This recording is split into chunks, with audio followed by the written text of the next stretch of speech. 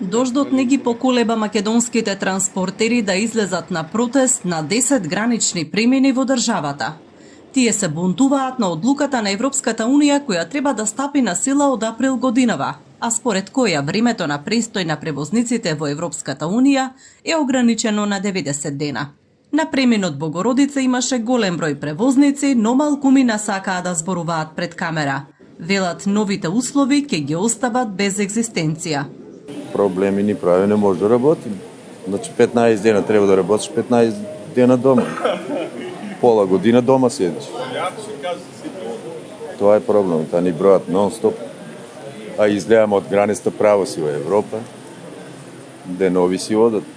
Блокади има и на граничниот премин Дојран на македонско-грчката граница, а во југоистокот се протестира и на граничниот премин Новосело на македонско-бугарската граница.